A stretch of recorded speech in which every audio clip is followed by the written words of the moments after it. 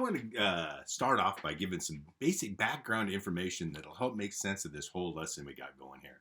Okay, this is about methods of reproduction. And reproduction is like one generation producing the next.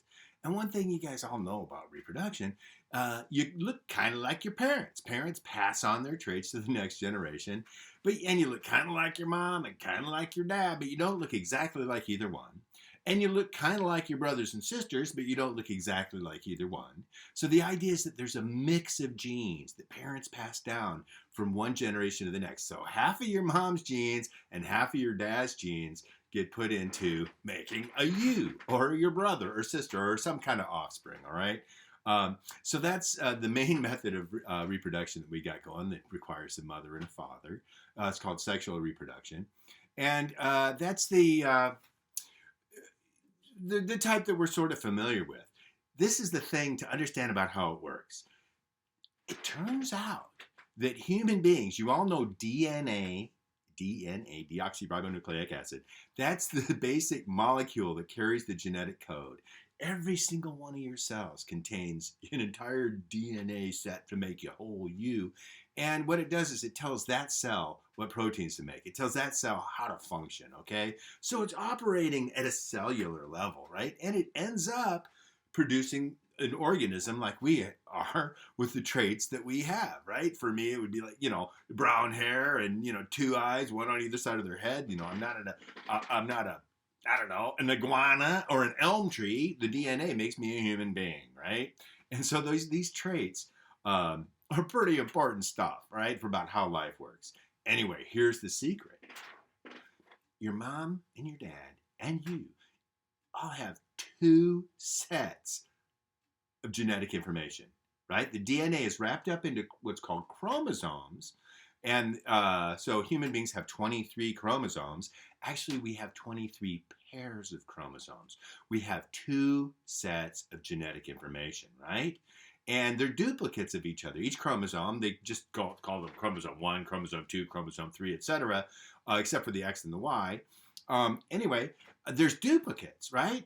And so what happens then, when the mother produces the egg, then half of her chromosomes go into that egg. So instead of having two sets, it just has one set, right? So it has a complete set of genetic information, but it's only one set. And same with the father. When he makes a sperm, what it is it makes one set of genes. So when you get half as many genes as a normal human, because we normally have two sets, half of the dad's genes, half of the mom's genes come together to make a whole you, right? To make a whole individual. So you have two sets of genes. You have half of your mom's and half of your dad's, right? That's why you look kind of like your mom and kind of like your dad, kind of like a blend of the two, right?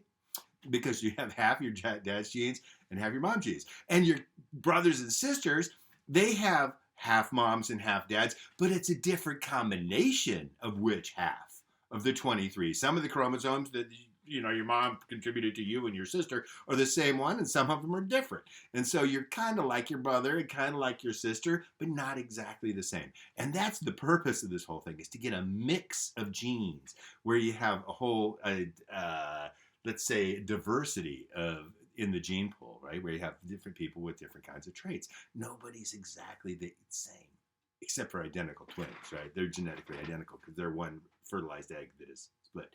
Anyway, we all have two sets of genetic information. That's the key thing, right? And you get half from mom, half from dad. Or in the case of plants, when bees, they got the pollen that the bees pollinate. We'll get to that later on. Half of one plant, and half in the flowering plant that produce the seeds. Where it's okay.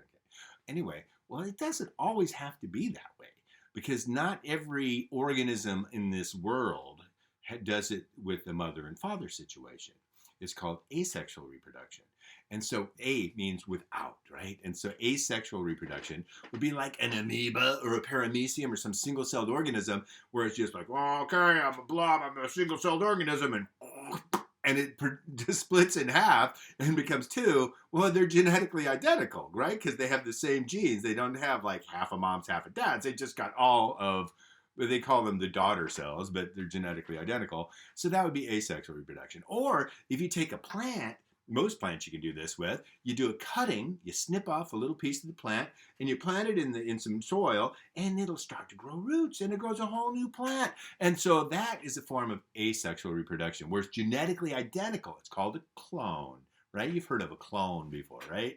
So anyway, so plants, this is something that plants can do. Or you have like blades of grass, they send out these things called rhizomes, and they produce another blade of grass. Well, they're genetically identical, right?